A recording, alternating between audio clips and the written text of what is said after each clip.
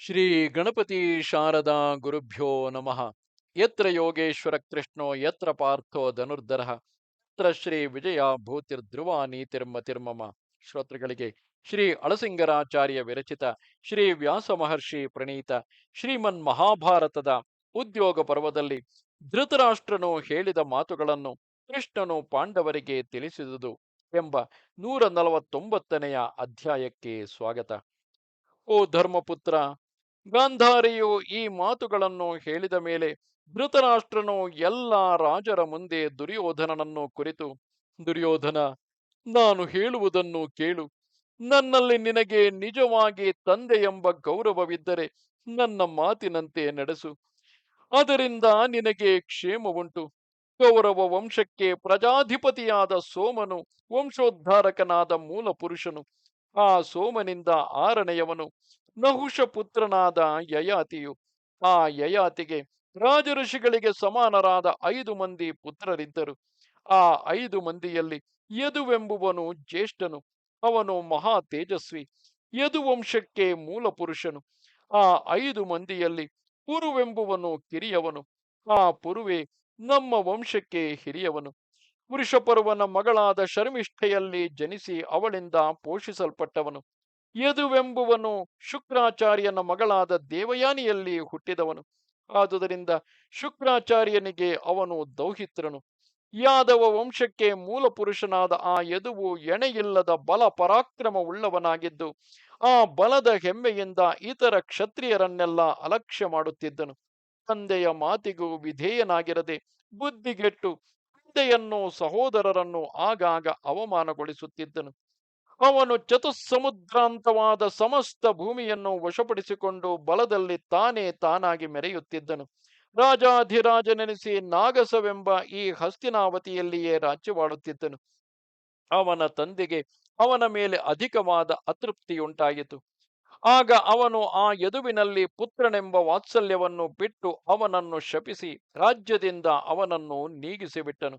ಇದಲ್ಲದೆ ತನ್ನ ಬೇರೆ ಮಕ್ಕಳಲ್ಲಿ ಯಾರು ಆತನನ್ನೇ ಅನುಸರಿಸುತ್ತಾ ಹೆಮ್ಮೆಗೊಂಡಿದ್ದರೋ ಅವರನ್ನು ಶಪಿಸಿಬಿಟ್ಟನು. ಕೊನೆಗೆ ಎಲ್ಲರಿಗಿಂತಲೂ ಕಿರಿಯವನಾದ ಪುರು ಎಂಬುವನು ತನಗೆ ವಿಧೇಯನಾಗಿದ್ದುದರಿಂದ ಅವನನ್ನೇ ರಾಜ್ಯದಲ್ಲಿ ನೆಲೆಗೊಳಿಸಿದನು. ಆದುದರಿಂದ ದುರ್ಯೋಧನ, ಜ್ಯೇಷ್ಠ ಪುತ್ರನಾಗಿದ್ದರೂ ಕೂಡ ಅವಿಧೇಯನಾಗಿ ಗರ್ವದಿಂದಿದ್ದರೆ ಅವನಿಗೆ ರಾಜ್ಯವು ಕೈತಪ್ಪಿ ಹೋಗುವುದು. ಕಿರಿಯವರಾಗಿದ್ದರೂ ಹಿರಿಯರ ಸೇವೆಯಿಂದ ವಿನೀತರಾದವರೇ ರಾಜ್ಯಕ್ಕೆ ಅಧಿಕಾರಿಗಳಾಗುವರು. ಇದರಂತೆಯೇ ಸಮಸ್ತ ಧರ್ಮಗಳನ್ನು ಬಲ್ಲವನಾಗಿದ್ದ ನಿನ್ನ ಮುತ್ತಾತನಾದ ಪ್ರತೀಪನು ರಾಜ್ಯವನ್ನು ನಡೆಸುತ್ತಾ 3 ಲೋಕಗಳಲ್ಲಿಯೂ ಹೆಸರುಗೊಂಡಿದ್ದನು. ಧರ್ಮದಿಂದ ರಾಜ್ಯವನ್ನಾಳುತ್ತಿದ್ದ ಅವನಿಗೆ ದೇವ ಸಮಾನರಾದ 3 ಮಂದಿ ಮಕ್ಕಳಾದರು. ಅವರಲ್ಲಿ ಮೊದಲನೆಯವನು ದೇವಾಪಿ, ಎರಡನೆಯವನು ಬಾಹ್ಲೀಕನು, ಮೂರನೆಯವನು ಶಂತನು. ಆ ಶಂತನುವೇ ನನ್ನ ಪಿತಾಮಹನು. ಆ ದೇವಾಪಿಯು ಮಹಾಪರಾಕ್ರಮಿ, ಧಾರ್ಮಿಕನು, ಸತ್ಯಸಂಧನು, ತಂದೆಯ ಶುಶ್ರೂಷೆಯಲ್ಲಿಯೇ ನಿರತನಾಗಿದ್ದವನು, ರಾಜ ಕಾರ್ಯದಲ್ಲಿಯೂ ಮೇಲೆನಿಸಿಕೊಂಡವನು. ಆದರೂ ಅವನ ದೇಹದಲ್ಲಿ ಕುಷ್ಠರೋಗವು ಕಂಡುದರಿಂದ ಅವನಿಗೆ ರಾಜ್ಯವು ನಿಲ್ಲದೆ ಹೋಯಿತು. ಪುರಜನರು, ದೇಶದ ಜನರು ಅವನನ್ನು ಎಷ್ಟು ಪ್ರೀತಿಸುತ್ತಿದ್ದರು. ಸಜ್ಜನರಿಗೆಲ್ಲ ಅವನು ಮಾನ್ಯನಾಗಿದ್ದನು. ಆಬಾಲ ವೃದ್ಧರು ಅವನನ್ನು ಆದರಿಸುತ್ತಿದ್ದರು. ಅವನು ಒಳ್ಳೆಯ ಉದಾರನಾಗಿಯೂ ಎಲ್ಲ ಜನರಿಗೆ ಕ್ಷೇಮ ಚಿಂತಕನಾಗಿಯೂ ತಂದೆಗೂ ಬ್ರಾಹ್ಮಣರಿಗೂ ವಿಧೇಯನಾಗಿಯೂ ಇದ್ದವನು. ಅವನ ಸಹೋದರರಾದ ಶಂತನು, ಬಾಹ್ಲೀಕರು ಕೂಡ ಅವನಲ್ಲಿ ವಿಶೇಷ ಪ್ರೇಮದಿಂದಿದ್ದರು. ಅವನು ಜ್ಯೇಷ್ಠ ಪುತ್ರನಾದುದರಿಂದ ವೃದ್ಧನಾದ ಪ್ರತೀಪನು ಅವನಿಗೆ ಪಟ್ಟಾಭಿಷೇಕವನ್ನು ಮಾಡಬೇಕೆಂದು ಅಭಿಷೇಕದ ಸಾಮಗ್ರಿಗಳನ್ನೆಲ್ಲ ಸಿದ್ಧಪಡಿಸಿದನು. ಮಂಗಳ ದ್ರವ್ಯಗಳೆಲ್ಲವೂ ಸಿದ್ಧವಾಗಿದ್ದವು. ಅಭಿಷೇಕ ಕಾಲವು ಬಂದಾಗ ಬ್ರಾಹ್ಮಣರು, ವೃದ್ಧರು, ಪುರವಾಸಿಗಳು, ನಗರವಾಸಿಗಳು ಬಂದು ಅವನಿಗೆ ಅಭಿಷೇಕವನ್ನು ನಡೆಸಬಾರದೆಂದು ತಡೆದರು. ಹೀಗೆ ಜನರೆಲ್ಲರೂ ತನ್ನ ಮಗನ ಪಟ್ಟಾಭಿಷೇಕಕ್ಕೆ ಅಡ್ಡಿ ಮಾಡುವುದನ್ನು ನೋಡಿ ಪ್ರತೀಪನಿಗೆ ಬಹಳ ವ್ಯಸನ ಉಂಟಾಯಿತು. ತನ್ನ ಮಗನ ಸ್ಥಿತಿಗಾಗಿ ಸಂಕಟಪಟ್ಟು ಕಣ್ಣೀರು ಬಿಟ್ಟನು. ದುರ್ಯೋಧನ, ನೋಡಿದೆಯಾ, ದೇವಾಪಿಯು ಅಷ್ಟು ಗುಣಾಢ್ಯನಾಗಿ, ಧರ್ಮಜ್ಞನಾಗಿ, ಸತ್ಯಸಂಧನಾಗಿ ಎಲ್ಲ ಪ್ರಜೆಗಳ ಪ್ರೀತಿಗೆ ಪಾತ್ರನಾಗಿದ್ದರು ಅವನ ದೇಹದಲ್ಲಿ ಸ್ವಲ್ಪವಾಗಿ ಕಂಡು ಬಂದ ತೊನ್ನಿನ ಗುರುತಿಗಾಗಿ ರಾಜ್ಯವನ್ನೇ ಕಳೆದುಕೊಳ್ಳಬೇಕಾಯಿತು. ಅಂಗಹೀನನಾದವನು ರಾಜನಾಗಿರಲು ದೇವತೆಗಳು ಸಮ್ಮತಿಸಲಾರರು ಎಂದು ಹೇಳಿ ಬ್ರಾಹ್ಮಣರು ನಿರ್ಬಂಧಿಸಿದುದರ ಮೇಲೆ ಪ್ರತೀಪನು ಆ ಪಟ್ಟಾಭಿಷೇಕವನ್ನು ನಿಲ್ಲಿಸಬೇಕಾಯಿತು. ಆದರೇನು, ಆ ರಾಜನಿಗೆ ತನ್ನ ಮಗನ ವಿಷಯವಾದ ವ್ಯಸನವೇ ಶೀಘ್ರ ಮರಣಕ್ಕೆ ಕಾರಣವಾಯಿತು. ತಂದೆಯು ಸತ್ತುದನ್ನು ನೋಡಿ ದೇವಾಪಿಯು ತಪೋವನಕ್ಕೆ ಹೊರಟು ಹೋದನು. ಎರಡನೆಯ ಮಗನಾದ ಬಾಕ್ಲೀಕನು ರಾಜ್ಯವನ್ನೊಲ್ಲದೆ ತನ್ನ ಸೋದರ ಮಾವನ ಮನೆಗೆ ಹೋಗಿ ಸೇರಿಕೊಂಡು ಅಲ್ಲಿ ಒಳ್ಳೆ ಸಂಪತ್ ಸಮೃದ್ಧವಾದ ಮಾವನ ರಾಜ್ಯವನ್ನು ಅನುಭವಿಸುತ್ತಿದ್ದನು. ಇತ್ತಲಾಗಿ ತಂದೆಯು ಸತ್ತ ಮೇಲೆ ಶಂತನುವು ತನ್ನಣ್ಣನಾದ ಬಾಕ್ಲೀಕನ ಅನುಮತಿಯಿಂದ ತಾನೇ ಪೈತೃಕವಾದ ರಾಜ್ಯಕ್ಕೆ ಅಧಿಕಾರಿಯಾದನು.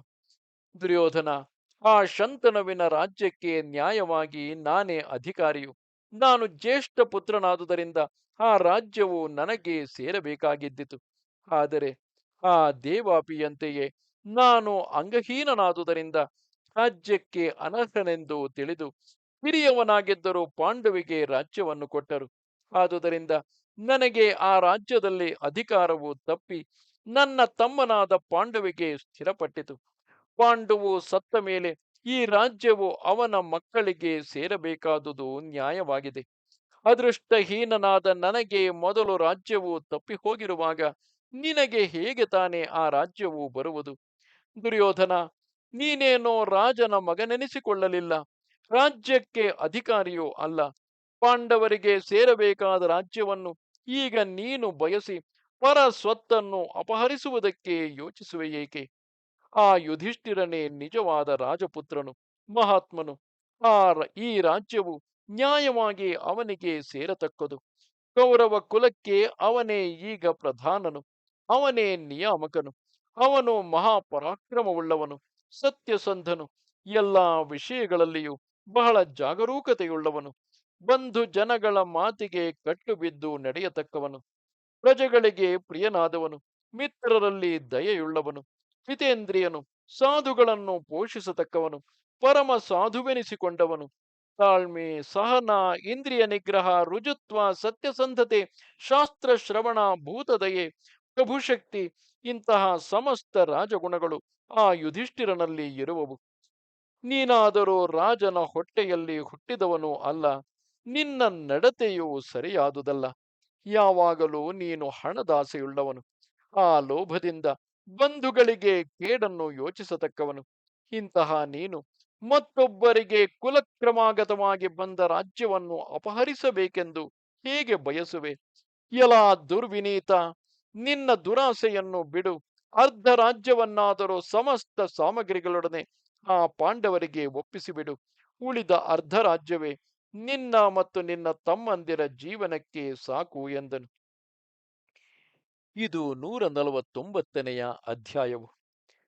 ನಮಸ್ತೆ ಶಾರದೆ ದೇವಿ, ಕಾಶ್ಮೀರ ಪುರವಾಸಿನಿ, ತ್ವಾಮಹಂ ಪ್ರಾರ್ಥಿಗೆ ನಿತ್ಯಂ, ವಿದ್ಯಾದಾನಂಚ ದೇಹಿಮೆ. ನಮಸ್ಕಾರ.